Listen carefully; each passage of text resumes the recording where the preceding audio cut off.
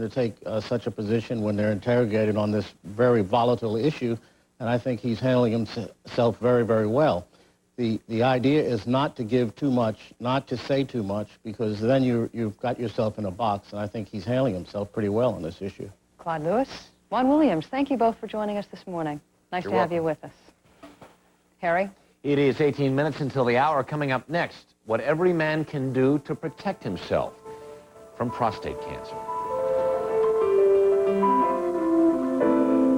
As I indicated, Senator, to you in our last discussion, I have read this article, and as I have noted throughout my testimony and in discussions in reference to this article, my only interest was, as stated, to demonstrate to a conservative audience that one of their own used this notion of natural rights. And the second point is that, as I have indicated, I do not endorse that conclusion. I do not think that, and have said it, that the declaration or the argument should be made in this fashion, and I have not concluded in any way or reached these conclusions or endorsed this conclusion. I'm not sure just which conclusion we're talking about. I'm talking about Lehrman's conclusion that all abortion, under any circumstance, which of course would go way beyond any overruling of Supreme Court decision or anything else, but his conclusion that all abortion is unconstitutional. Do you accept that conclusion? Senator, I'm not trying to play word games with you, Judge. I'm not sure whether it's the natural law or the conclusion that you disagree with. Do you agree with his, let me ask you this specifically, do you agree with his conclusion that all abortion is unconstitutional? And what I'm trying to do, Senator, is to respond to your question and at the same time not offer a particular view on this difficult issue of abortion that would undermine my impartiality. The point that I'm making is that I have not, nor have I ever endorsed this conclusion or supported this conclusion.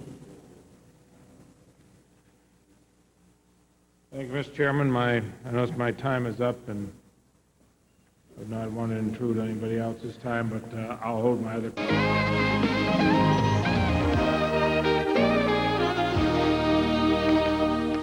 16 minutes before the hour, the most common cancer in American men is prostate cancer.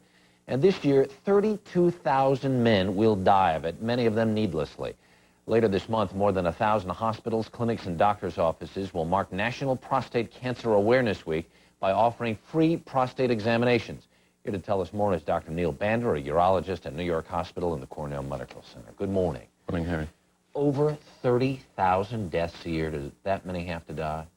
No, that does not have to be the case. Actually, prostate cancer is the most common cancer in men today. But it's important for the viewers to know that prostate cancer, like other cancers, if it's found early, is curable. And very treatable. Then. Very treatable.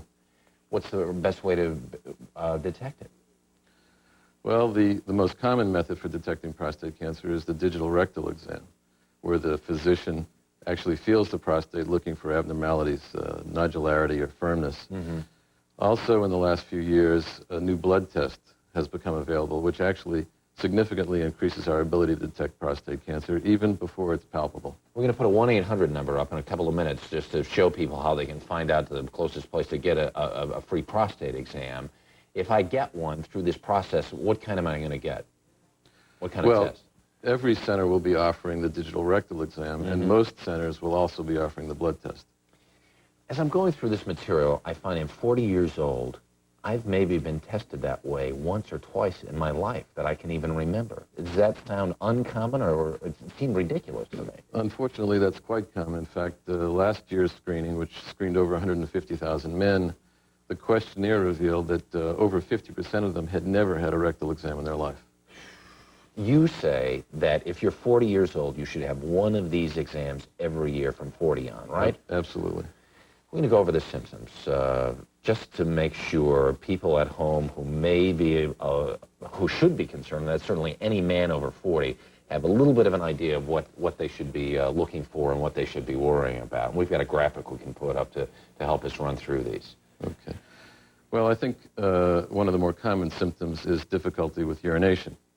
Also, one has frequency of urination, particularly at night. But I think the point that I'd really like to emphasize, and the point that I think your audience should be aware of, is that prostate cancer most often does not cause any symptoms. And really, the best way to detect it is screening before the symptoms occur. All right. How do you go about increasing awareness? Because I think of somebody as I feel like as an aware person. How do you get that man, that macho man, off his duff and into the doctor's office to know that he can save his own life by doing something like Well, this? hopefully segments like this and the annual Prostate Cancer Awareness Week, which is now in its third year, will accomplish that goal. All right, Dr. Bander, thank you. To find out where you can get a free screening during Prostate Cancer Awareness Week, you need to call this number. It's 1-800-641-8822. That's 1-800-641-8822. 12 minutes before.